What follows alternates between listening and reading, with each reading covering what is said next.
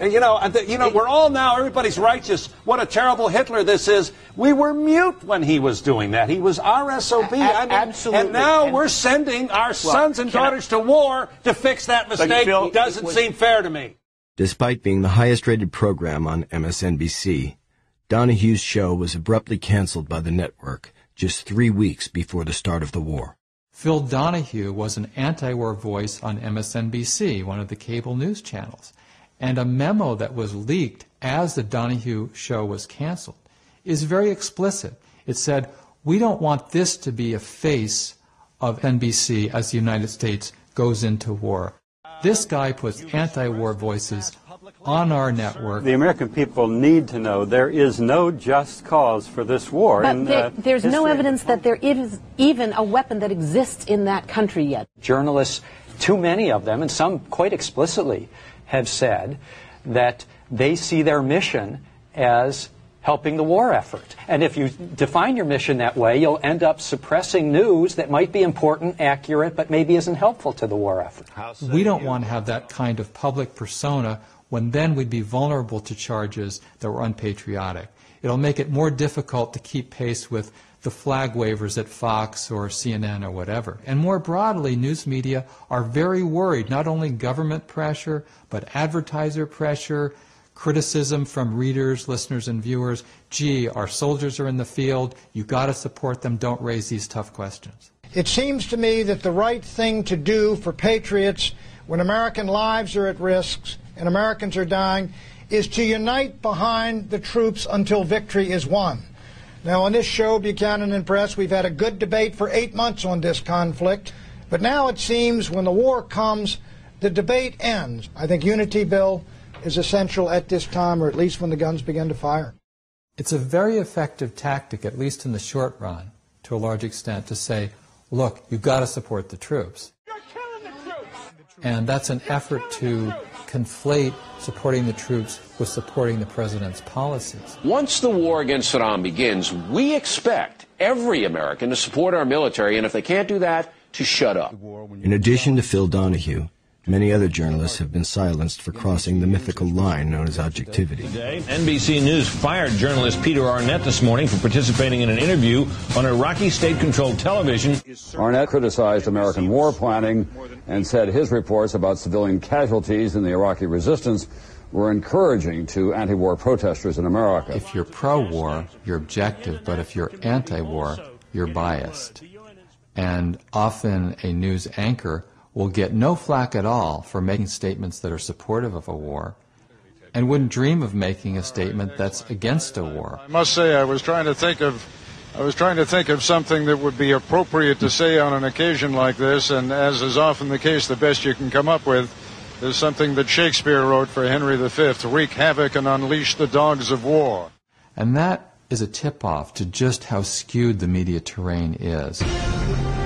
We should keep in mind that CNN, which many believe to be a liberal network, had a memo from their top news executive, Walter Isaacson, in the fall of 2001, as the missiles were falling in Afghanistan, telling the anchors and the reporters, you need to remind people, anytime you show images on the screen of the people who were dying in Afghanistan, you've got to remind the American viewers that it's in the context of what happened on 9/11, as though people could forget 9/11. Where we talked to several people who told us that various friends and relatives had died in the bombing there, in that collateral damage. Nick Robertson, CNN, Kandahar, Afghanistan. And we would just remind you, as we always do now with these reports from inside the Taliban-controlled Afghanistan, that you're seeing only one side of the story, that these U.S. military actions that Nick Robertson was talking about are in response to a terrorist attack that killed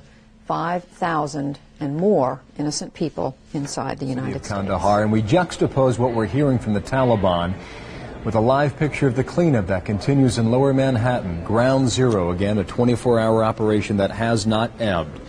5,000 killed that day, back on Tuesday, September 11th, their biggest crime, as civilians going to work that day. And yet, we know statistically, the best estimates tell us, that more civilians were killed by that bombing in Afghanistan than those who died in the Twin Towers in New York. And the moral objections that could be raised to slaughtering civilians in the name of retaliation against 9/11, those objections were muted by the phrase war on terror, by the way in which it was used by the White House and Congress, and also by the news media.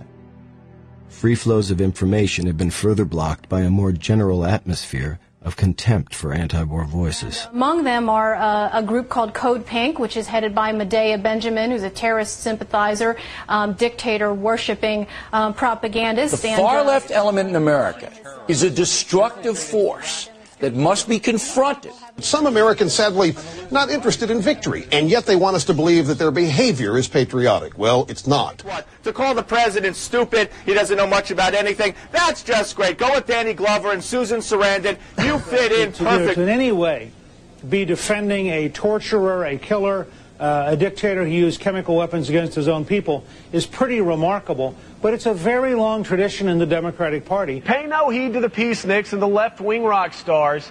They've had their 15 minutes of fame. These people are essentially useless. They are reflexively opposed to war. It's a principled position, but it's the wrong position, and you can't take them seriously as a strategic voice. Millions and billions of useless people out there. If you want to have democracy, you've got to have the free flow of information through the body politic. You can't have these blockages. You can't have the manipulation. While mainstream journalists have rarely called attention in real time to the failure of news media to provide necessary information and real debate, they have repeatedly pointed to their own failures well after wars have been launched.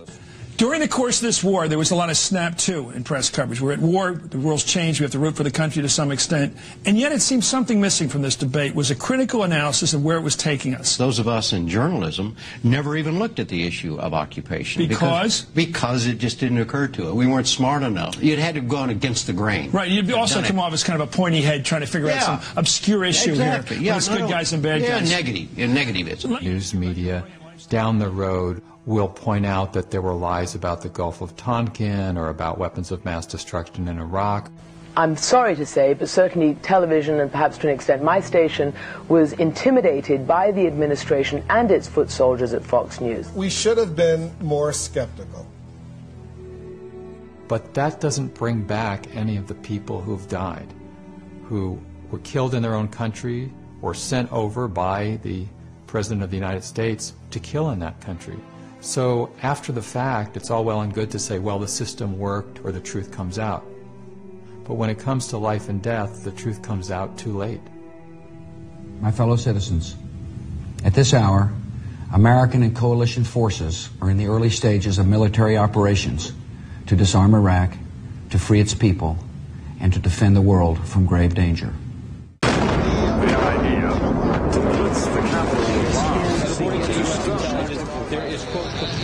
This will be a campaign unlike any other. The senior Iraqi military leadership. Bang, bang, bang, bang, bang. All in the same. Once public support is in place and war is finally underway, the news media necessarily turn from covering the rationales for war to covering war itself. When the president decides he wants the U.S. to go to war, then the war becomes the product.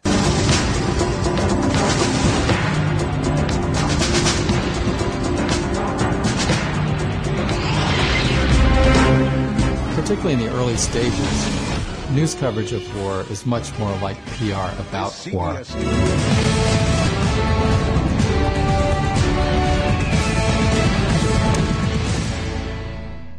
Influencing the nature of this war coverage has been a priority of one administration after another since Vietnam, when conventional wisdom held that it was negative media coverage that turned the American people against the war and forced U.S. withdrawal. Since that time, and beginning with new urgency during the 1991 Gulf War, the Pentagon has worked with increasing sophistication to shape media coverage of war. As then Defense Secretary Dick Cheney noted about the importance of public perceptions during the first Iraq War, frankly, I looked on it as a problem to be managed. The information function was extraordinarily important. I did not have a lot of confidence that I could leave it to the press.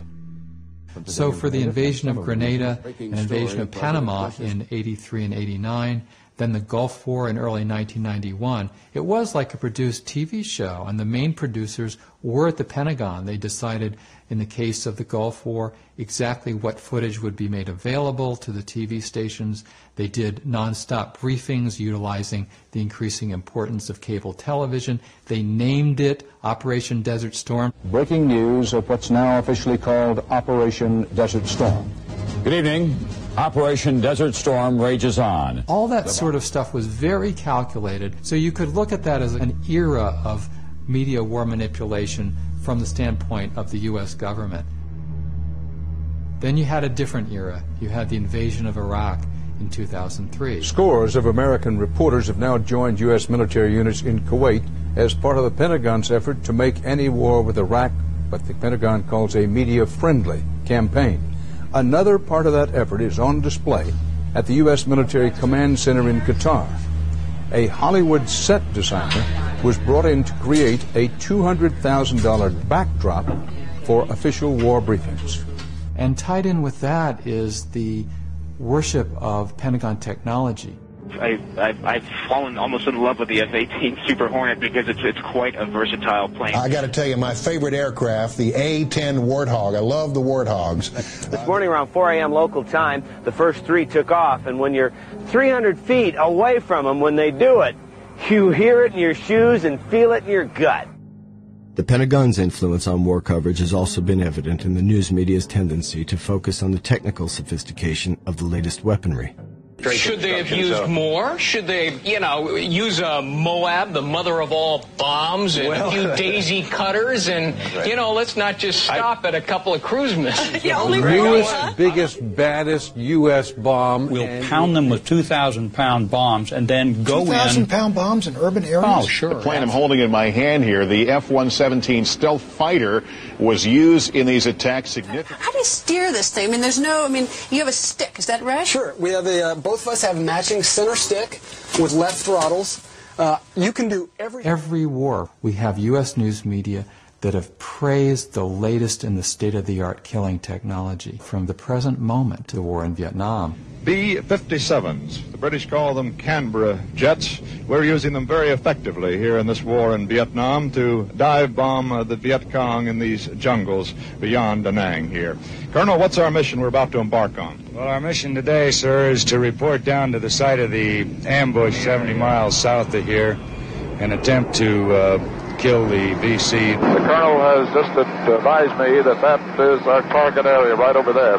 1, 2, 3, 4, we dropped our bombs, and now a tremendous G-load as we pull out of that dive. Oh, I know something of what those astronauts must go through. Well, Colonel, it's a great way to go to war. And there's a kind of idolatry there. Some might see it as worship of the gods of metal. That's the JDAM. It is a 2,000-pound bomb that is deadly accurate, and that is the thing that is allowed us in Afghanistan and will allow us in this next conflict to be terribly accurate, terribly precise, and terribly destructive. Amazing. In fact, even as U.S. military technology has become increasingly sophisticated with the development of so-called smart bombs and other forms of precision-guided weaponry, civilian casualties now greatly outnumber military deaths, a grim toll that has steadily increased since World War I.